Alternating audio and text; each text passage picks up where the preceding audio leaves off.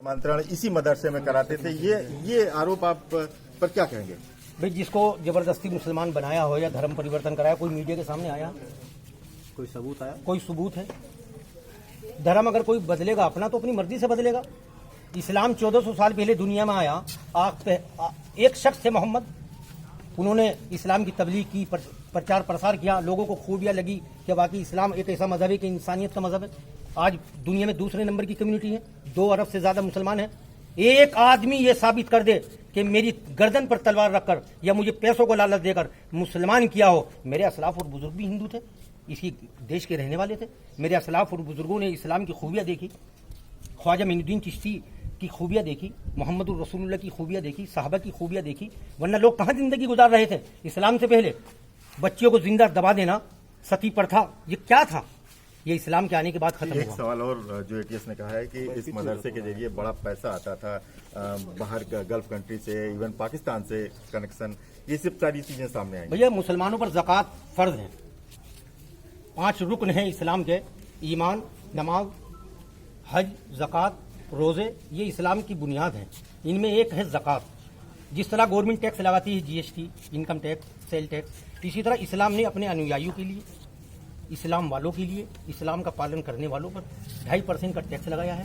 वो चाहे इराक का रहने वाला हो, ईरान का रहने वाला हो, वो मुझे भी दे सकता है गरीब हो। अब उस पैसे को आप हवाला समझ ले या उस ब्लैक मनी समझ ले, ये तो गवर्नमेंट की समझ है, ये पुलिस समझेगी।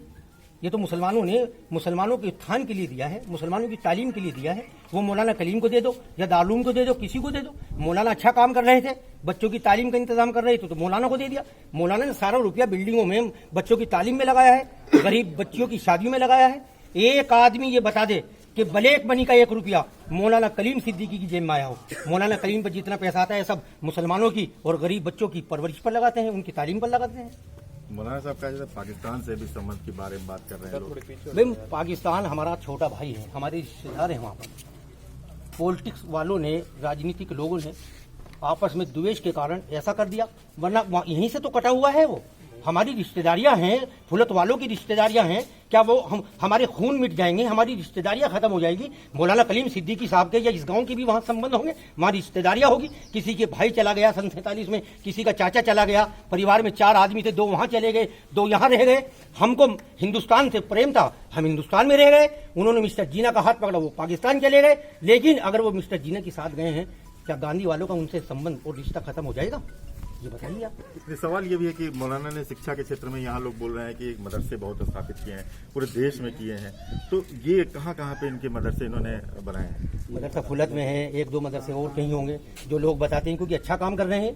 कहीं भी खोल सकते हैं आप। अगर कहें कि आप हमारे इलाके में तालीम का इंतजाम कर दीजिए, आप यहाँ चले जाएंगे।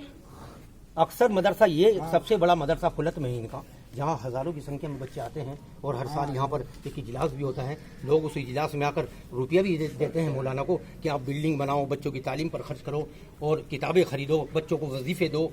क्योंकि मदरसों में जो तालीम होती है वो बिन पैसे होती है, बिन फीस के होती है। जो बच्चे यहाँ पढ़ते हैं वो गरीब बच्चे होते हैं, जिनके ऊपर किसी का सवाल और है कि 30 साल से करीब ये मौलाना जो है वो इस तरह के काम कर रहे हैं, लोगों की शिक्षा, गरीबों की शिक्षा को लेकर।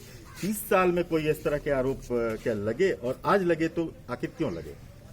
भैया, 70 साल से कांग्रेस हुकूमत कर रही थी, किसी मदरसे पे एक आरोप बता दो। इस सरकार में मदरसे इन्हें दिखाई दे रहे हैं आतंकवादियों के अड्डे। मैं ये कहता हूं कि मदारिस में एक दफे क्लास तो अटेंड करके देखो, किसी मौलवी की शरण में आकर तो देखो, अगर जिंदगी न बदल जाए। इस्लाम की तालीम ने उन देहरियों की, उन लुटेरों की जिंदगी बदल दी जो कातिल होना चाहते थे कि मोहम्मद को कत्ल कर दें। वही दुनिया के सबसे बड़े अमीर बने, जिनकी 22 लाख मुरब्बा मील पर हुक्मरानी नहीं, हजरत उमर, इस्लाम के दूसरे खलीफा। ये बेबुनियाद बात है। जब से भाजपाई मदरसे ने आतंकवादी सेंटर दिखाई देने लगे, ये बच्चे बेचारे जो है डंडा नहीं चला सकते, ये तो तालीम करते हैं। इनका रहना सहना देखो। कहा गया कि उमर गौतम से भी संबंध था, जो इसके पहले गिरफ्तार हुआ था परिवर्तन। या कोई किसी से भी संबंध रख सकते हैं क्या? अच्छा आदमी होगा, अच्छे आदमी के अच्छे आदमी से संबंध होंगे। अच्छा काम कर रहा था उमर गौतम। ये संविधान ने हक दिया है अपने धर्म का प्रचार करने का। ये बीजेपी का देखने का नजरिया गलत है। नहीं, हमें संविधान ने हक दिया है ना।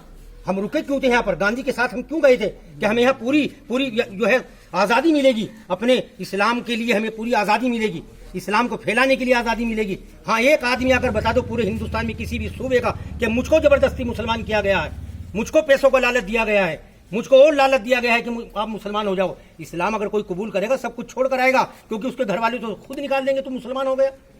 अगर ये इस्लाम अच्छा मजहब ना होता तो दुनिया की बड़ी बड़ी नामचीन हस्ती टाइसन जैसे को देखो मुसलमान हुआ है। तो ये साफ तौर पे जितने लोग यहाँ दिखाई दे रहे हैं, इन लोगों में काफी नाराजगी इस बात को लेकर के है कि जो शख्स इतने दिनों से यहाँ पे बच्चों की शिक्षा को लेकर काम कर रहा था, आखिर एक दिन में इस तरह के आरोप कैसे लग जाते हैं। और यही सवाल सबके जहन में है और सब यही मानते हैं कि जो किया गया है वो राजनीति के तहत किया गया है, इसके पीछे राजनीतिक साजिश है।